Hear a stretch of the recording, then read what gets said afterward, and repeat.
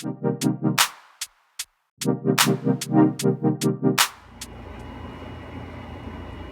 big moment. Is it? Yeah, it's going viral. I've been feeling already. I think so too, man. Yeah. All right, welcome to the Krewe Talk, episode 2. Today, my guest is Leon. He's a singer, songwriter, producer, and a certified small boy. Wait, where you get me as a singer from? I didn't mean to say singer. Alright. I could sing a little bit. I could hold a note, but Yeah. man. I feel like you know how I do. Everyone with like music talent, you do a little bit of everything. Yeah, man. So just tell us a little bit about yourself and like your journey, how you got here. Alright, so like you say, my name is Leon. Songwriter, producer, man. I've been doing this since I was young, man. Playing on the organ. My daddy had a big old-fashioned church organ in the house. Playing on that. Typical Saturday mornings, mama cleaning up, playing music. Daddy playing the whole time. My daddy from the country, so Bobby Womack, people like that, like blues type shit. So I kind of learned at a younger age, like melodies and harmonies and stuff like that. Just coming up, listening to different type of music. Had older sisters, so I was always into the hip hop stuff. Right. You know what I'm saying? Coming up, my cousins, man, they always was rappers. Always was helping them write their lyrics. Trying to make beats, trying to figure out how to record. So most of my childhood, I was playing around with music, stuff like that. Yeah. High school, being around dudes that can rap. I was the dude making a beat on the desk, or making a beat on the pole, or whatever it is. Beat bopping, all that type of stuff, man. And as I got older, I kind of got away from it. Money was more important. I needed to get money. Right. I wasn't really worried about music at the time. But my cousin got into it heavy, so that I kind of got back into it. I started learning how to play the piano more. I started learning how to write songs. You feel like learning to play an instrument is like a important skill to produce music? Yeah, definitely. It's an advantage. Yeah. The more you know, and this isn't anything, the more you know, the better. Right. The more knowledge you have about anything, the better. And then you're able to have a leg up on the competition, so to speak. If you're a songwriter, producer, you can get in there and play a guitar, play the piano, play a bass, play the drums. That artist probably is gonna, be drawn more to you. Right. Because you're more the musical person. Exactly. Especially if you work hard and have talent with it, then you're good to go. So definitely, man, playing an instrument, it helps out a lot. Right. You think, like growing up, I know you said your dad was from the country. Any specific like artists or like sounds influenced, like your creative sound? Stevie Wonder. Yeah. Yeah, Stevie Wonder, man. I always look at him as one of the best hook writers in the world. I know a lot of people don't give him credit for that, but I mean, the dude just, the way he come up with hooks and how they relate to the song and then relate to the world. Not a lot of people can do that. And it's timeless music. You can put on a Stevie Wonder record right now and it's still gonna hit. It's still gonna hit. Yeah. Like it came out yesterday. Right. You know what I'm saying? And I always looked at Stevie like he's one of the greatest. Donny Hathaway, of course. I mean, amazing piano player, amazing songwriter. So people like that, man. Nowadays, I look at people like Hitmaker. That dude like amazing what he can do. I know he got a lot of people around him, but just how he able to put things together. Jermaine Dupri, Rico Love, The Dream, all these type of dudes, man. Timbaland. So I mean, it's more. I don't leave anybody out, but those are people that come to mind. So most people, like when they think of like music, they like focus on just the artist, like the person they see performing. It's usually like a huge team going into like making the full product. What's like the process from the producer standpoint, or like making the project? Well, it's about a feeling to me. Most of the times when I work, I like to have the artist in there with me. Right. Especially if I know that I'm going to be working with that artist, I like to have them in there with me. And it's about the energy, the chemistry that y'all create. From a producer standpoint, you want to make that sound like when you hear that instrument, all right, there's something. I can build around this. Once you hear that specific sound, you can take it to the next level. You know what I'm saying? Yeah. And from the songwriter's perspective, as you hear that instrument, because for me, I like to hit a beat and then write the song. You know, I got some people that can write a song and then play the beat around those lyrics, that melody. For me, I like to hear the music and then write the song. And once you have that top line melody, that da da da da da, the repetitive one that everybody gonna like. Yeah, the catchy one. That's a rap after that. Yeah. You know, and structure. You gotta have structure. You know, a lot of people, they just do a loop. They put gross beat on it on Fruity Loop, and then they let it roll. Yeah. And then they add some drums from a Metro Boomin sound kit or something. Yeah. And it's not really producers. They got beat makers. That's a beat maker. It's a difference between like art and making beats. Right. Yeah. Anybody can make a beat, and that's no disrespect to anyone. But anybody can get Fruity Loop, Logic, whatever, and make a beat. And throw it together, It's the easiest shit in the world. Yeah. But to actually create a song, create something meaningful, that's the hard part. That's the hard part, being able to structure and understand what sounds good sonically. That's the hard part. Is the one you prefer, like writing songs or like actually making the beats? Oh, writing songs. Really? Yeah, writing songs. So I make beats, but my forte is to write songs. Okay. Yeah, I feel more comfortable when I'm writing. Right. I can sit down, Fruity Loop, and make a beat. You know, a good beat. But for a songwriting, I feel like that's where I'm my top at. That's where I'm my best. Do you feel like it's easier, like people always say, like making it big? You feel like it's easier to make it big in one or the other, or it's like a struggle for both? It's a struggle for both. Yeah. With a producer, man, you got so many people making beats. I mean, I can go on YouTube right now and hit Bryson Tiller type beat. Yeah. And I got thousands of beats I can choose from. Right. You know, and then if I want to be shady, I can listen to that person's beat and just recreate it myself. You know, so I guess you can say being a producer is hard. It's harder than being a songwriter. You know, but they both have their own struggles. Right. Because as a songwriter, you got so many people that can write songs. And artists don't always trust everybody, you know, with their music and with their art. So you have to have that relationship, you know, with that artist. So, I mean, they both have their cons. You know, I wouldn't say one is more hard, you know, it's harder to get into than the other. So if there was somebody who's watching this and they're like, I'm interested in making music, producing, songwriting, or being an artist, like how would they like make that leap to like going from like making music at their home by themselves to like getting their music heard? Building relationships, networking. Yeah. That's the key to it. You don't have to be the most talented. You don't have to have the most money. You just have to know the right people. That's it. Get out, you know, get out from your home studio and maybe spend a couple $100 and just go to LA. Yeah. Walk around LA. Hey man, you know, you look familiar. You make music? You might run into a producer, a songwriter. Yeah man, I make music, man. All right, well look, I'm in town for a couple days. You mind if I come to the studio?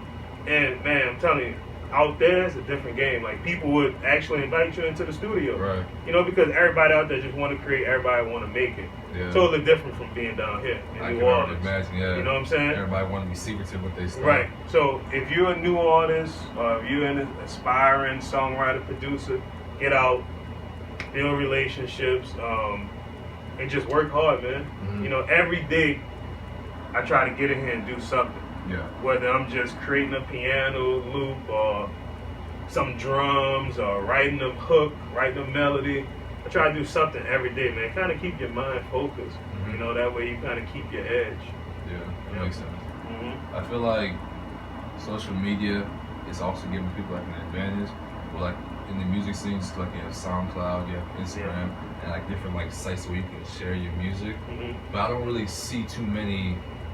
I always feel like producers are like really low key compared to like people who actually like performing the music. Right. Do you feel like putting your music out there too much on social media is a benefit or like a?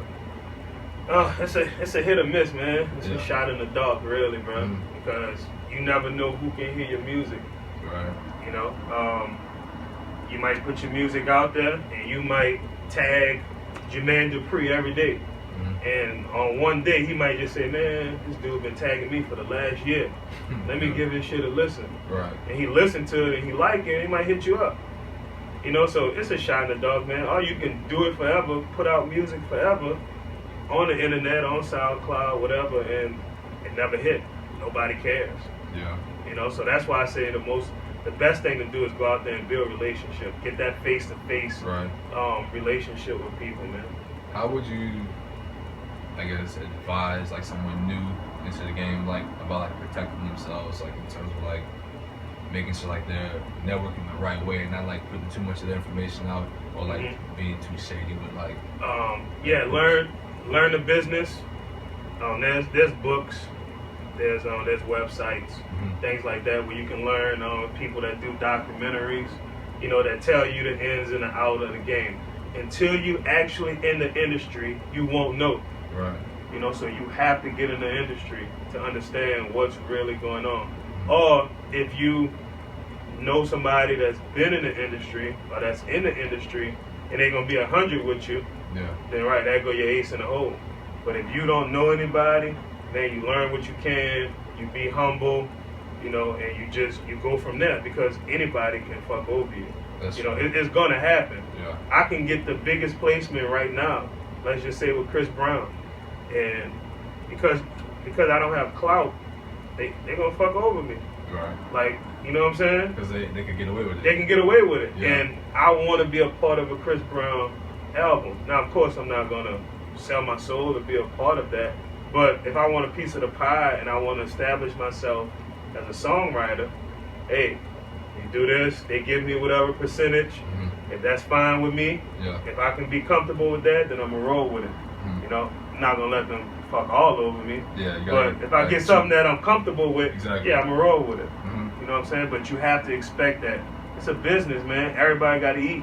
Right. Everybody got to eat off of that one record. Exactly. You know what I'm saying? So, right. You can't expect to go in there thinking that you're going to get 100% of it. You're not. You're going to get less than 10% if you don't have any placement or any clout.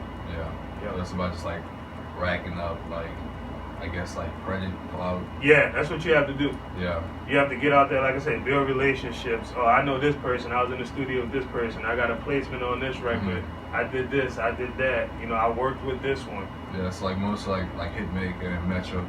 Like when we first heard their tags, they had probably been on like projects before that. Right. Yeah. I feel like people just like once they hear like someone hot or they working with someone like Drake, it's, like it is their first track. It's perception. Yeah, it's perception because somebody might go to the studio. Somebody might pay $20,000 to go to the studio with Hitmaker for a day.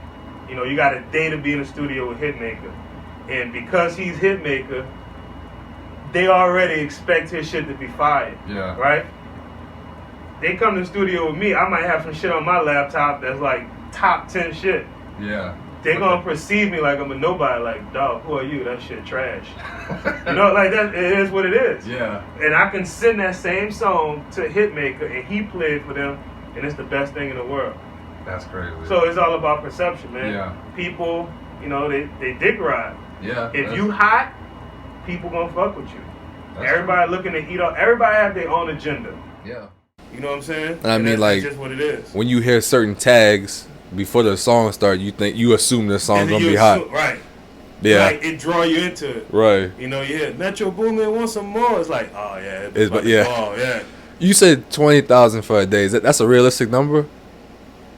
Depends on who you are. If you got a big enough budget. Yeah. Like let's say he don't fuck with you. And he like, well, tell your label, cut the check. This is my front end price. Right. Because you know for a fact the label looking at it like, I got a record from Hitmaker.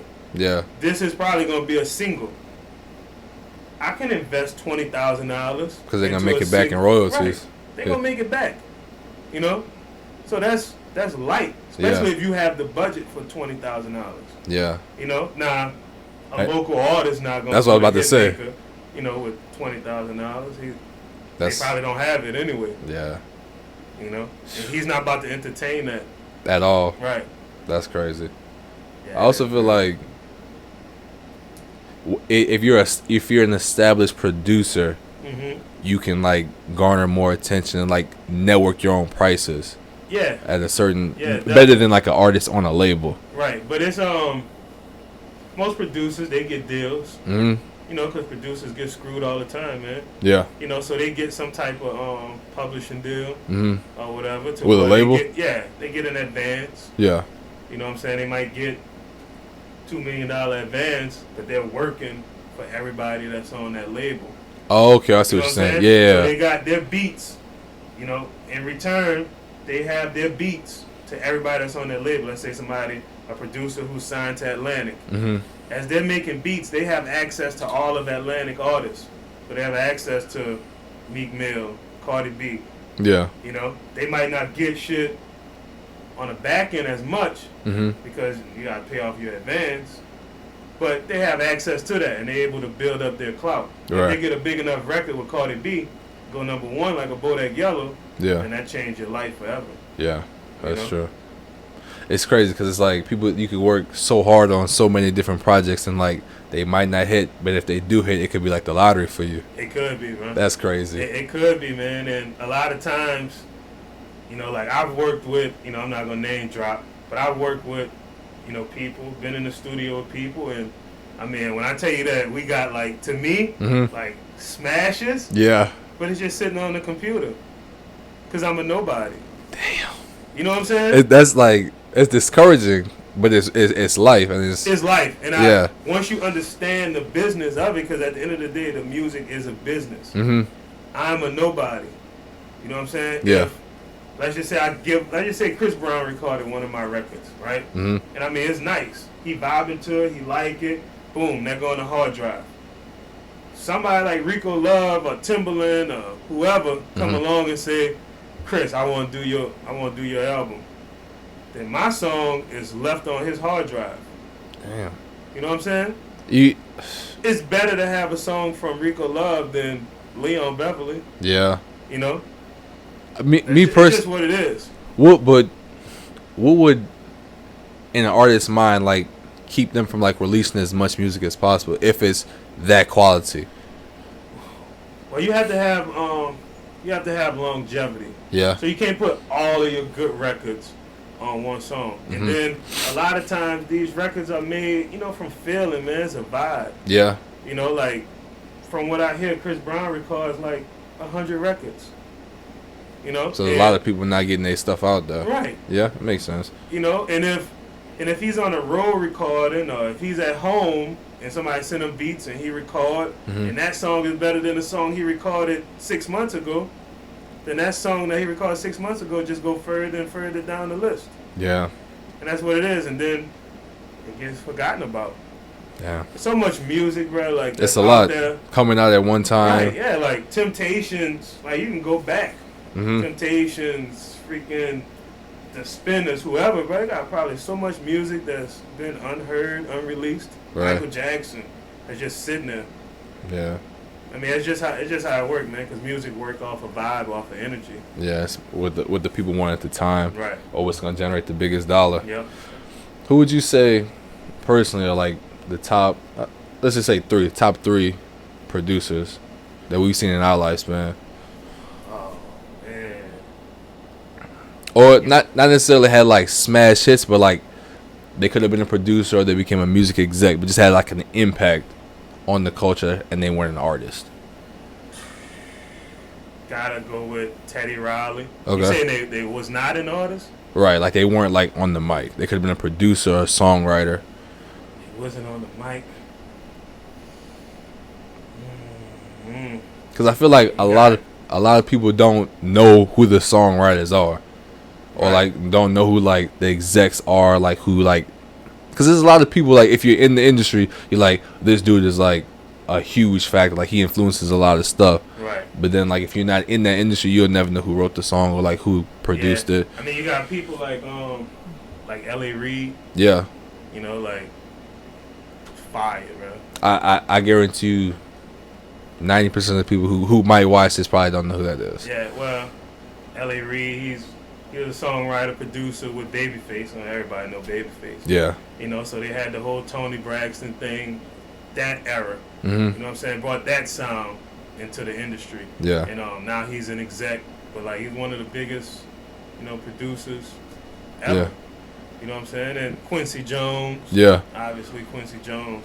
I mean, there's so many other people, man, that's just in the industry that's just doing it big, bro. Yeah. That you just don't know about. You know what I'm saying? Mm-hmm. So. What would you say, like, what's like a short-term goal, like a 5-year goal of yours for your career? A 5-year goal for me would be to definitely have a song top 20 on Billboard. Yeah. Right now, I have a 9-to-5 job.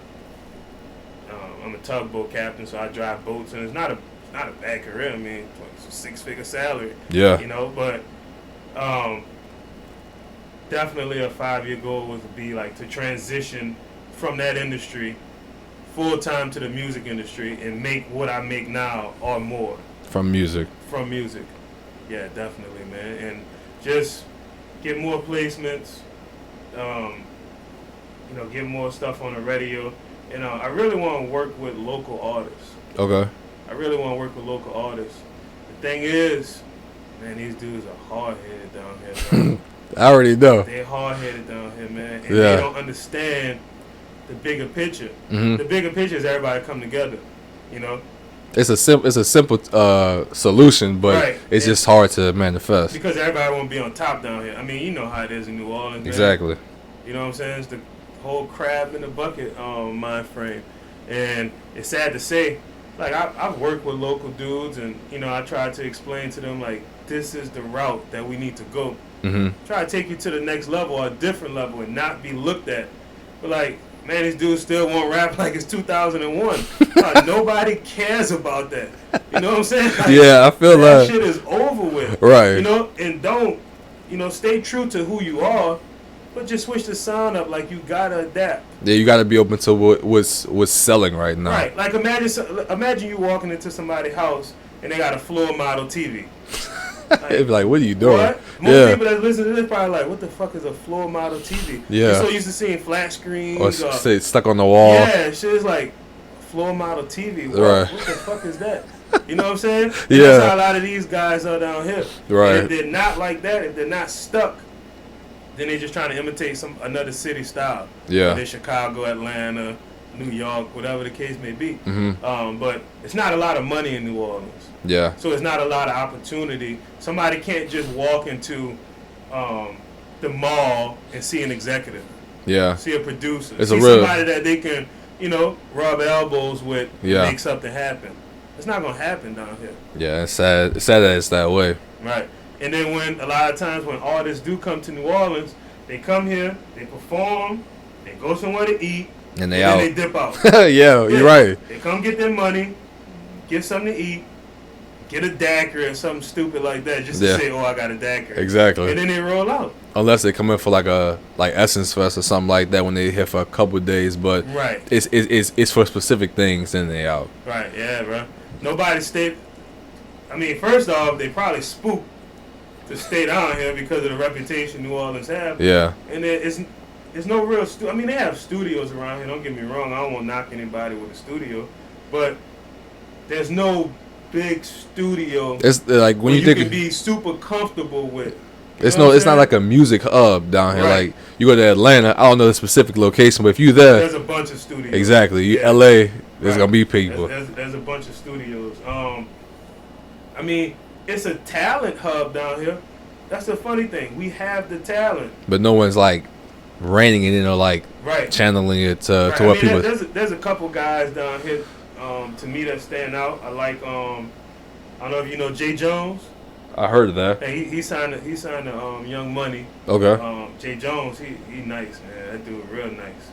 He got potential. I don't know his situation, but the dude nice. Yeah. Got a dude, think he's from Algiers, man. I see him a lot on social media. Kenneth brother. When I was in high school, he went to Car. We played football against each other. Yeah. All right, I didn't know he was gonna be a rapper, but I seen some stuff lately from him. Yeah, I still have to listen to his I think he just dropped something, man. And I've been hearing like everybody like, man, you never worked with that dude before, and I'm just like, nah, you know. And I hear he like real nice. Yeah. So I'm gonna check him out, man. I might have to just like reach out to him and try to make something happen or whatever. And Nino Calvin. Now Nino Calvin, he would be the one that would blow from New Orleans. You think so? Just because his style. Yeah. I feel like and the people he know that he attached to. Yeah. You know, and what he's doing right now is kind of like the lane that would take you out of New Orleans and into the bubble mainstream. here. Yeah. I feel that. Yeah. I also just feel like it might just be me personally. I feel like he's been at the same level for so long though. Mm-hmm. I feel like his music just isn't. I don't want to say he's capped, but I just feel like his music hasn't reached a broader spectrum for him to elevate out. I feel like he's in the lane, but it's just not connecting. Right, and that's another thing. He need a hit record. Exactly. No, but I haven't heard anybody in New Orleans, no local rapper, singer with a hit record in a long time. I never even heard it. Like even when people let me listen to their music, I didn't hear nothing that I can say this is a hit record. Let's go bring this to a label. Yeah. Let's sit down in front of somebody and be comfortable playing this. You know what I'm saying? You think that it's because the sound is so unique, or it's more just like people just don't have that it factor yet? People don't have that it factor, man, and people don't want to. Music is a collaborative thing. Mm-hmm. I know you hear that a lot, and people don't want to work with anybody. Yeah. If I was to sit down with one of these guys and say, "Hey, look, let's do this. This is gonna be my input." We come up with a hook.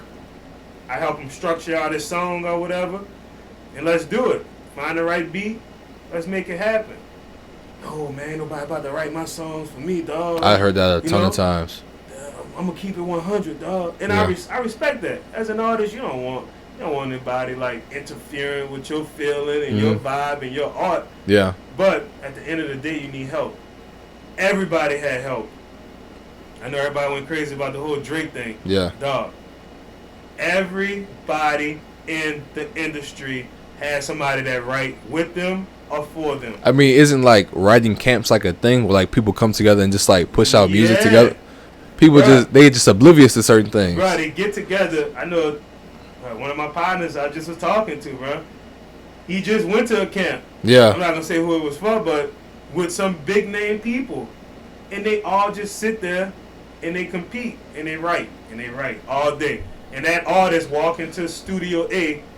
Oh, let me hear what y'all got. Mm-hmm. Oh shit, I'm about to lay that down. Yeah. Each room has a booth in it to where that artist can go and record whatever they just got finished laying down. That's how music is made, right? You got too many people that's talented. You have to have the best records. Beyonce, Rihanna, Taylor Swift. I feel like you couldn't name somebody who's like started by themselves and they're still at the top by themselves. Like it's just not a thing. Still at the top now? No.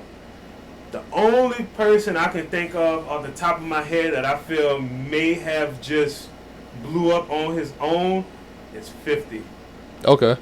That's in Jay-Z. But I know Jay had help as far as like hooks and stuff like that. A lot of Jay big records have somebody else on a hook or whatever. Yeah. You know, and but yeah, like 50 was just so everybody was just ready for that shit at the moment. Yeah, I feel that. So, yep.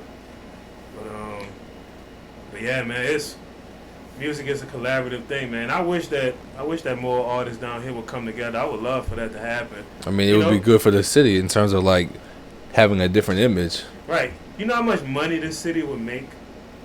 I mean, we already have 3 like national music fests. Yeah. And no one from here ever headlines them. Right. I mean, it's crazy, bro. It's crazy, and our radio station they have 504 radio, but nobody really listen to the radio. But man, you go to these other cities, man, they pushing out their local artists, man. Yeah. Playing that shit like top at prime times, 5 p.m. I feel like 4 p.m., 6 p.m., 8 p.m. When you hear you hear other people, but when you're in other places, you hear their people. Right. Yeah. And it's just it's weird, like listen to the radio in other places because you're like, I never heard this before, but it's bumping, right. And then you go home and it's just like, man, I don't even want to listen to the radio because it's the same stuff because it's just the mainstream stuff. Yeah. Man, I tell you what, once I make it, man, and like once people can say, oh, that's that boy Leon, that's that boy L. Yeah. And I got more clout behind my name. Mm-hmm. Then people, they'll be more willing to let me help them. Yeah. Because now it's kind of like, who are you? And I can tell them who I worked with, but it's kind of like, okay. You gotta have your name speak for yourself. Right. You Makes sense. And so once that happens, I'm definitely gonna come back and, man, a lot of these guys, they got a lot of talent down here, Mm-hmm. and you can work with that. Right. These dudes just need to understand the business, understand how this works, understand how to create a hit record. Yeah. And that's what's lacking. Got the talent, just need a hit record. Is there like a specific type of artist that you like to work with, whether it be like R&B, hip hop, singer, pop? About 3 years ago, I really got into R&B. Yeah. I really got into melodies and things like that. Somebody that's like a party next door. Ooh. I would love to work with somebody like that. Man. Yeah. And that type of artist in that lane. Mm-hmm. Somebody that can sing, they kind of do that melodic, rappy type stuff, and they probably can rap. Right. I would love to work with somebody like that. Or somebody who's just super talented at singing. Right. As far as rappers, not really, because everybody can rap. Mm-hmm. It don't take much to put words together in a sense of making it in this industry right now. Yeah. I mean, you see the people that's out, man, that's like, doing it. Mm-hmm. They're not real rappers. Yeah. But then again, at the top, you got Drake, Cole, and Kendrick, and they're like rappers. Yeah. That's true. Is there, so like you said, Party Next Door is like an artist that like you'd like to work with. Is there any specific like hot artist right now that you'd be like, I like that sound, like I wish I was a part of that team? Cause Party don't really make too much music. Right. Shit, man. Yeah. There's a couple of them. I like Lucky. I like Lucky D. Yeah. Lucky D is fucking, he amazing. That dude tight, man. Yeah, I like. I really can't put my finger on what's different about it. Maybe it's like the use of like live or instruments. Yeah. But something about his sound is like you could tell it's like it's R&B, but like it's definitely different from like LMA, Summer Walker, and the people who are right now. Right. I think he'll probably go pretty far. Yeah, him definitely. Who else, man? It's not. I mean,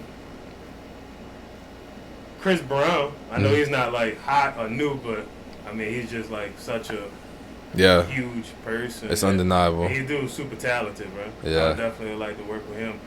I got my dude Ken X. Mm-hmm. He from here, Ken X Boulevard. Like, amazing, bro. Super talented. Yeah. He can sing. Yeah, he can write.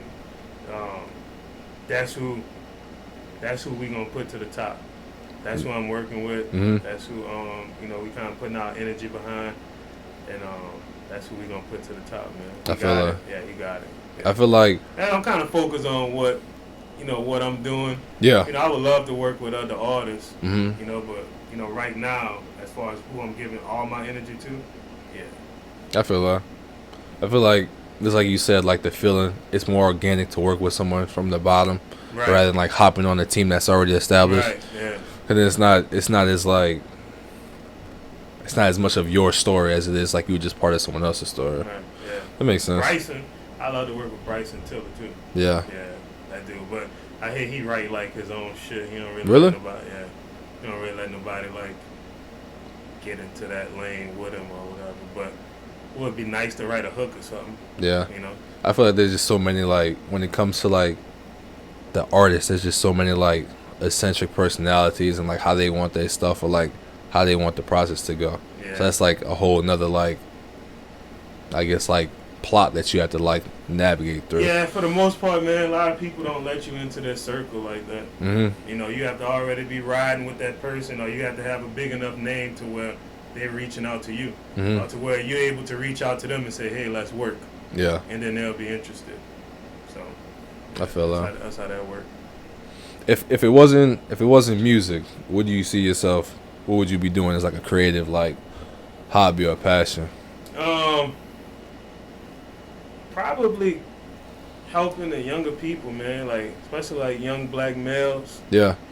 Just going out inspiring them. I mean, it's something that I do already, Mm-hmm. but if I can do it and, you know, be able to support my family, that would be something I can do, and just find ways to get them to be more motivated in life, Right. and to understand who they really are, you know, as humans, to be able to express themselves more intellectually, and navigate this life that we live in, man. I wish I can like talk and speak to everyone, you know, who I consider that might not have that guidance. I feel that. You know, that would be something that I wish that, like, if I wasn't doing music, that I can do. But I think by doing music, being able to have a certain platform, I will be able to reach out to those people. You know, because like I said, man, nobody don't want to hear, you know, like, you got a young dude, 19 years old, it's like, dog, why you talking to me? I don't want to hear what you talking about right now. You know what I'm saying? And it's kind of like, all right, dog, I feel that. But if I was more of a somebody, so to speak, he'll probably like pay attention to me a little more. Yeah, so you got to be somebody to have some sort of impact on people who listen. But I have a way with words, man, and I can pretty much talk to anybody. Yeah. But to get the masses, you got to have some type of clout, man. I feel that. Really get to 'em. That's basically the whole point of like why I started the Vibes Crew, and like I'm doing the podcast. It's like using this as a platform to like get positive people on here to talk about what they do, just to inspire people. Because like the Vibes Crew, the whole point is like views inspired by excellence and success. Because I wanted to do the same thing, like inspire people to do different things, not just like the stereotypical like what you see, but like what's around you. And I just feel like getting people's voices like you out there and like trying to give everyone else a platform to like spread their message is like a huge thing. Right. Yeah, definitely, man. You know, it's a big deal. It's a big deal to be able to do what you want to do in life. Yeah. You know, a lot of people get stuck and they fall into the trap of life, like going to school, going to college, getting a job, and die. It's just like it's a recycle. Right, yeah. That everyone does. Or going to school, getting a dead-end job, working, whatever, for somebody else, and then die. Yeah. And then, like, your fun is on a Friday night or a Saturday night. And it's like, the same repetitive thing. Oh, yeah. No, you go to that club every weekend, bro. You serious? And you see the same people. You see the same people. And you trying to get fresh for the same people every weekend. Yeah. No, you about to spend your $400 check. On some shoes. Or some jeans. Right. And people, it's going to be dark. People not even going to see them. No, nobody even care. Nah. Because if you going to smash her, if she wants you, she probably really don't care what you got on at the end of the day. Yeah. You know what I'm saying? It's just so much more out there that people like. I mean, like, there's probably like similar situations in different pockets, but like, you got to get out that pocket and see other pockets, and then come back to yours. Yeah, man, it's crazy, man, and that's why I try to do as much as I can. And you know, this, like I said, the career that I have, my 9 to 5, you know, it opened up more doors for me. You know, I already had my own landscaping business before, you know, I started making this type of money, and just building on that, man, like. When you think about it, a lot of us, especially as you know, as black people, we start from zero. Our parents do what they can to help us, get us through high school. Then we're on our own. Then we get a job or we go to college. Right. We don't have anything. Exactly. You know what I'm saying? So, me and my wife, what we set out to do, you know, is to leave something for our kids. Yeah. Like, I have a landscaping business. She have a tutoring company, Wisdom Tutoring. My landscaping business, Beverly Lawn Care. If you need any lawn care services, just hit my DM. Gotcha. You know what I'm saying? That we're gonna link all that. Entertainment 08. We're gonna link all Twitter, that. Yep. All that type of stuff. I really don't know my wife IG by heart, but it's Wisdom Tutoring. Yeah, man, we can put the links up, all that good shit. Yep. But yeah, man, that's what we set out to do, man. And you know, just to leave something for our kids. And if something was to ever happen at my 9 to 5 to where they say, you know what, we don't need you no more. Well, guess what? I have my own shit. You don't need them. I have my own shit, yeah. I'm always working on an exit plan. You know, I can use them the same way they use me. I can use them to get the money and build my shit on this side. Yeah. Until I don't need them anymore. Can't be dependent on someone else to give you your next check. Yeah. Once my shit high, my foundation already laid. I'm just building on top of my foundation. Right. You know what I'm saying? And then we move on. And then that's how we get out of the cycle. That's how our kids gonna grow up with their own businesses. Mm-hmm. You know what I'm saying? They don't have to rely on people. If my son or my daughter want to go to school to be a fucking landscaper or whatever and do whatever, design or whatever, then they can do that. If they want to follow in their mom's footsteps and be an educator, they can do that and take over the tutoring business. Mm-hmm. You know, and that's what we have to be, especially as black adults and black parents, put our kids in position to be better, man. Yeah. Because at the rate we're going, shit going like downhill, bro. We don't even know who we are. Like, I tell people that, you know, Africans or black people, melanated people, brown people, however you want to classify us, that we discover mathematics and science and astrology and astronomy, man. People look at me like I'm crazy. No, we didn't, man. It's Pythagorean. Like, you're ignorant, you know, but it's not your fault. Right. Because you brainwashed from the age of 4 to learn these type of things. You're conditioned to learn these type of things. And, I mean, it's not your fault, man, especially if your parents don't know. Yeah. You just going to follow in that same path of not knowing. That makes sense. But you need more people, like you said. I'm glad that you're doing this thing with the podcast. You get opportunity to hear from people like myself, you know, that's able to spread knowledge. And I have knowledge because I'm interested in it. I want to know who I am, where I come from. Yeah. How could you ever go forward and be successful in your future if you don't know about your past? If all you know about your past, you know, as black people, is that you came over here from Africa and were slaves, and white people killed and beat you and all that type of shit, and you worked for the man and all that, dog, that shit is in your head, dog. You're going to always feel like you're underneath. Right. Like you're struggling to get to the top. Oh, dog, I grinded from the bottom. No, hell no, not for my kids. I want my kids to grind from the top. Start at the top and continue to go forward for your kids. I feel that. You know what I'm saying? I definitely feel that. Yeah. I like to talk about like learning and like spreading knowledge. I like to end the podcast with like 3 random facts. It's gonna be some real left field stuff, but one thing I learned: hurricanes. That's a big thing here. Right. But hurricanes only spin in one direction. Like every hurricane is only, I want to say, they spin counterclockwise. Yeah. Not that many people know that. No, that shit fake. Hurricanes are fake. Hey, look. Hey, that's for another podcast. That's for another podcast. No, because you have to know. Think about this, right? All right. I mean, this could be another podcast. We're probably going to do another one soon. Yeah. Right. If they tell us that the Earth is supposed to be spinning, right? Like super fast, like 1,000 miles per hour, right? Okay. You mean to tell me that a fucking hurricane can move against that and it's only going to go in a counterclockwise direction? How? Okay, you got. How could that possibly be? I don't have the science, but like you said, that, you know what I'm saying? That's a deep conversation for. Man, we got to do another one, bro. Because like, I'm a big I don't even want to call it conspiracy theorist and all that type of shit.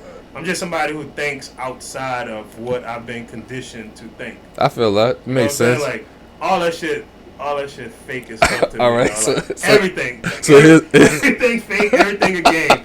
Here's another one. What's up?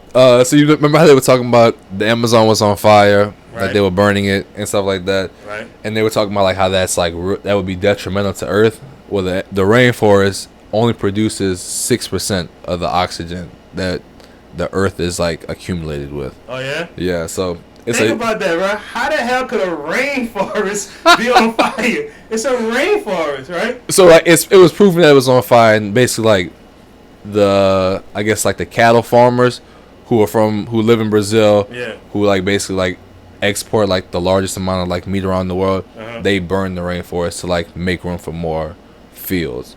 So like it wasn't natural fires, it was like man-made fires. And what, it just got out of hand? Because I'm pretty sure they just didn't start doing that this year. No, it was just like it became significant, and like people's like homes and stuff were like in the way. It's like that's kind of why it made news. You believe that?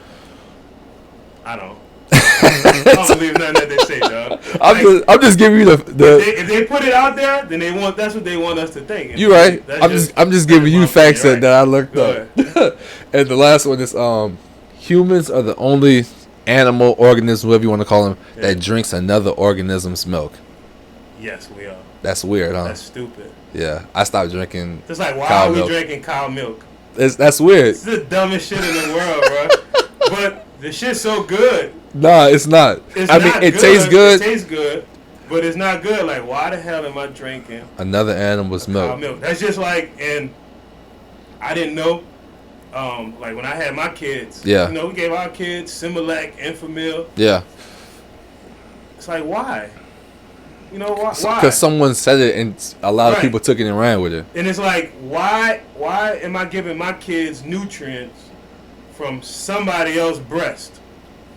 You know what I'm saying? That it don't make sense, but I didn't know. I had my kids when my kids are 10 and 6. Yeah. You know, so I had my kids a few years ago. Mm-hmm. And it's like, I didn't know that, man. I wish I'd have knew. I'd have been like, babe, you gotta breastfeed. Yeah. Like, give our kids you. Yeah. Makes Instead of sense. giving them some powder shit that comes from who knows, some A European manufacturer. lady, Yeah. or whatever. Like, it's, Yeah. bro, they've been fucking us up for a long time, right? I just what was it? Probably maybe like last November. I Yeah. started drinking almond milk, like Right. because I have to have milk with some of the things that I eat. Why? Just because like I can't drink a protein shake with water. Like I don't like the way that tastes. Oh, I got you. So, but I don't eat cereal. It's usually most of the time just for like protein shakes and stuff like I that, got you. or smoothies. But yeah, I saw a video of like how they produce the milk. Like of course you think they just squeeze the udder, but like it's a whole process with like Yeah, of course. getting and it just grosses me out and I can't do it no more. Dog, the shit that they give us is trash. It's Bro, we trash. fucked up, bro. Dog, these people been killing us for years. Like, it's more to it. Like, everything It's deeper. is killing us. Yeah, it's deeper than the Religion is surface. killing us. Oh, Now, we could get into that, but I know you probably won't get into that right Yeah. now. I mean, what time it is? Yeah, I mean, you might have some. I know you got to catch a flight tomorrow, but Yeah. I can do this all day. But, like, all that shit fake, dog. Religion, Uh-huh. politics, sports. we all definitely that got to shit run super another fake. one. And I know you play football, but, dog, that shit fake, dog. There's a hint of truth to all of that Yeah. that I could agree with. Yeah. But I appreciate you doing this podcast. Oh, yeah, man. Anytime. Bro. I appreciate it. It was Anytime, fun. man. Yeah. All You right. already know. That's another episode.